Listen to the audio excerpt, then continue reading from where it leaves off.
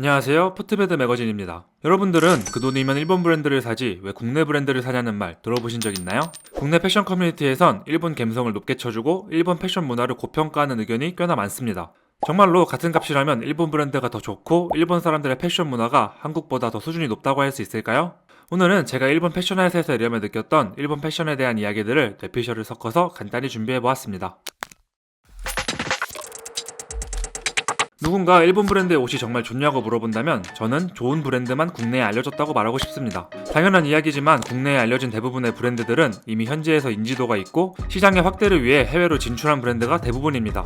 일본에서 검증을 마친 브랜드이기 때문에 옷의 품질이나 디자인이 좋을 수밖에 없고 이런 브랜드들과 국내 도메스틱 전반의 브랜드를 비교하는 것은 조금 무리가 있습니다. 이는 유럽이나 미국 브랜드도 마찬가지고요. 물론 일본발 좋은 브랜드가 많은 것도 사실이긴 합니다. 그렇다면 일본은 어떻게 좋은 브랜드를 많이 가진 패션 감성국이 되었을까요? 우선 많은 분들이 이미 아시다시피 우라하라 패션, 아이비 패션, 뽀빠이, 복각 등 일본은 즉각적인 트렌드보단 문화를 기반으로 세워진 브랜드가 많고 이런 류의 아이템들을 좋아하시는 분들은 당연히 일본 브랜드가 더 좋아 보일 수밖에 없습니다. 저는 여기에 덧붙여 일본의 버블 경제가 지금 일본의 패션 문화, 브랜드들에 많은 영향을 주고 있다고 생각합니다. 버블 경제 당시 도쿄를 팔면 미국을 살 수 있다는 말이 나올 정도로 경제는 풍요로웠고 도로에는 많은 슈퍼카들이 즐비했으며 당연히 명품 소비량도 치솟았습니다. 사회 전반적으로 많은 사람들이 하이엔드 브랜드를 소비했고 그 명품들은 현재에 와서 중고나 빈티지 마켓으로 쏟아져 나오고 있습니다. 때문에 일본의 중고마켓 플랫폼 메루카리만 봐도 세계적으로 희귀한 매물을 발견할 때가 있죠. 고기도 씹어본 놈이 잘 안다는 말이 있잖아요. 사회가 전반적으로 질 좋은 명품을 즐겼었기 때문에 사람들의 복장 문화에 대한 취향은 상향 평준화가 되었고 브랜드들은 상품을 기획하는 데 있어 빈티지 마켓을 통해 좋은 레퍼런스를 구할 수가 있습니다. 새로운 시도를 하기에 좋은 환경이라고 할 수 있죠.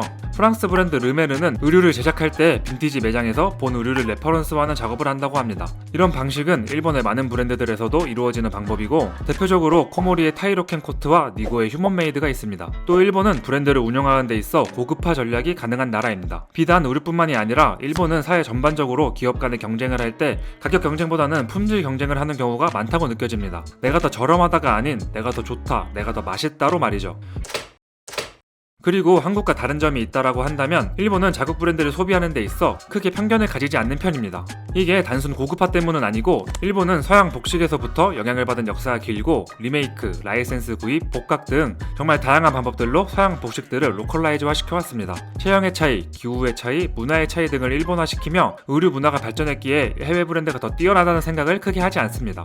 그저 자신한테 잘 어울리는 옷을 구매할 뿐이죠. 이는 옷을 구매하는 방식에서도 차이가 난다고 느꼈는데 코로나 때문에 온라인 구매 비중이 높아지긴 했지만 일본은 아직까지도 오프라인에서 직접 눈으로 보고 옷을 구매하는 비중이 더욱 높습니다. 일본에서 편집 매장을 셀렉트숍이라고 하는데 셀렉트숍이나 매장에 직접 가서 눈으로 직접 보고 입어본 후에 구매를 하는 이들이 많고 이런 구매 방식 탓에 소비자가 브랜드가 아닌 제품력에 집중하는 게 더 큰 것 같습니다. 한국의 패션 시장이 산업을 중심으로 발전했다면 일본은 아직까지도 장인 정신이나 예술의 영역으로 패션 시장을 바라보는 시각이 더 많다고 생각합니다. 그렇기에 일본 감성이라는 말이 생겨나는 것 같고요. 그럼 일본인들은 대부분 옷을 잘 입을까요? 이 부분은 저는 애매하다고 생각합니다. 좋은 일본 브랜드가 많은 것은 사실이지만 일본인들에게 패션은 꽤나 매니아틱한 영역이라고 생각이 드는데요. 그래서 제가 개인적으로 느끼기에 한국은 깊게 패션을 좋아하고 돈을 많이 투자하는 비중은 적지만 폭넓게 의류를 소비하고 자신을 꾸미는 게 대중적인 느낌이라면 일본은 관심 있는 소수가 패션을 많이 소비하는 느낌입니다. 감이 잘 안 오나? 이 느낌적인 느낌이랄까?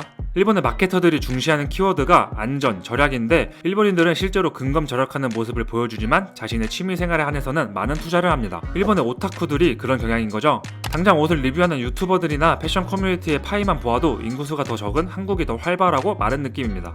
많은 일본인 친구들이 한국의 패션 커뮤니티를 보고 신기하더라고요. 이렇게 패션이 약간 매니아틱한 영역이기 때문에 일본은 완전 고가의 브랜드가 많이 포진되어 있는 것 같습니다. 유니클로나 GU, 흐엠무 같은 브랜드들이 가성비 라인을 메꿔주고 중간 가격대는 빈티지 시장이 채워주는 느낌이랄까요? 중간 가격대의 브랜드들이 많이 없기 때문에 이런 점은 패션을 폭넓게 즐기기에는 조금 힘든 점일 수도 있겠다는 생각이 들고요. 아무래도 일본이 경제적으로 엄청난 풍요를 누렸지만 그만큼 큰 하락도 경험했기 때문에 이런 양극화가 더 심해진 것 같기도 합니다. 솔직히 저도 옛날에는 일본의 패션 문화가 부럽고 더 좋아 보였던 것이 사실입니다. 하지만 최근 와서는 한국의 패션 문화도 많이 발전했고 이제는 각각 장단점이 보이는 레벨에 온 것 같습니다. 국뽕이 아니라 실제로 제가 느끼는 점이 그렇고요. 여러분들은 한국의 패션이 아직 일본에는 못 미친다고 생각하시나요? 댓글로 자유롭게 의견 남겨주시길 바랍니다.